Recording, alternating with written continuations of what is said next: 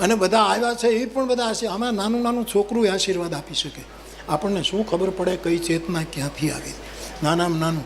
હું પહેલાં બહુ એક વાર્તા કહેતો કે એક વેપારીનો એકનો એક દીકરો, અને એ વેપારીને કોઈકે કીધેલું કે આ દીકરો લગ્ન કરશે તો પરણીને ઘરે આવશે એટલે એની પત્ની વિધવા થશે.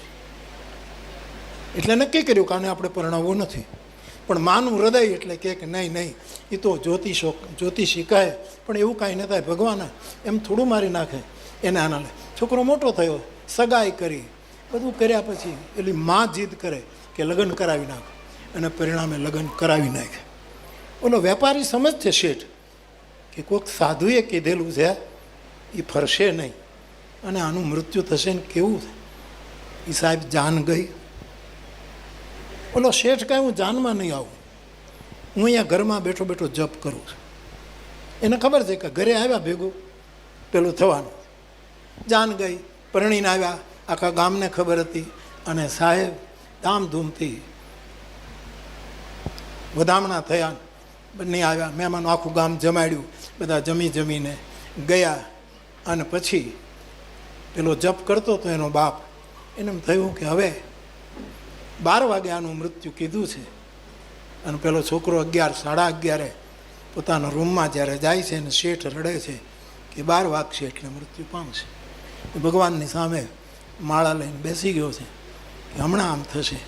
એ જ વખતે એક દેવી પૂજકની છોકરી સગર્ભા હતી, અને એને કોઈએ જમવાના પંગતમાં બેસવા ન દીધી. એટલે એનું જે મકાન હતું, એમાં જે રૂમ હતો, જેમાં આ છોકરાનો રૂમ હતો વરરાજાનો, એની પાછળ એ પડી પીડાય કે મને કોઈ બાળકનો જન્મ થઈ ગયો હતો અને ભૂખ લાગી, મને કોઈક ખાવાનું આપો, ખાવાનું. પણ બધા ઉત્સવમાં પડ્યા હતા. ઓલી નવી વહુ, એને શું ખબર કે ઘરમાં કઈ વસ્તુ ક્યાં. પણ પેલું મા માટલું એના રૂમમાં હતું. બાપને ઘરેથી મા માટલું આવ્યું, એણે એ ખોલ્યું, એમાંથી મીઠાઈ કાઢી, પીસવાળા લોટામાં પાણી ભર્યું, અને 2-3 હાડીનું દોરડું કર્યું ઘરેથી કરિયાવર. એ ઓલો લોટો બાંધ્યો, મીઠાઈ આપી, અને પાછળની બારીમાંથી હજી હાવ નવી બિચારી 2-5 કલાક એણે દોડું, બેન બાપા આ મીઠાઈ ખાઈ લે અને પાણી પી લે. એ પહેલી દીકરીએ જળનો લોટો લીધો, મીઠાઈ ખાધી, પાણી પીધી, અને એણે કીધું તારું સૌભાગ્ય અખંડ રહે. દેવી પૂજક. અને સાહેબ 12 વાગ્યા.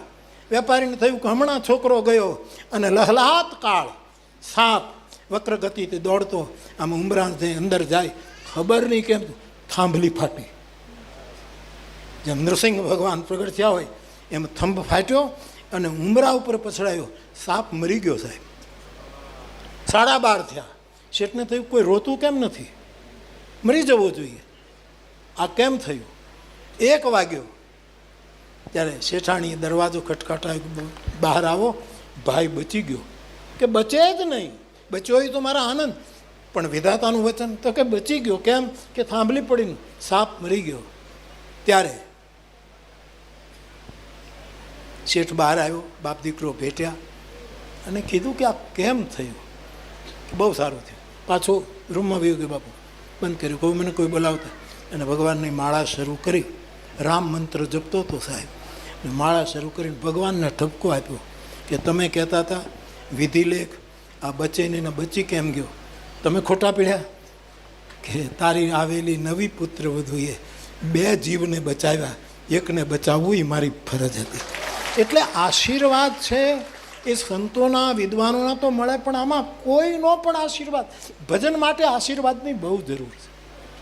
કે નાનામાં નાના માણસનું વચન આપણા ઉપર એક મોટી પ્રેરણા આપણને આપે.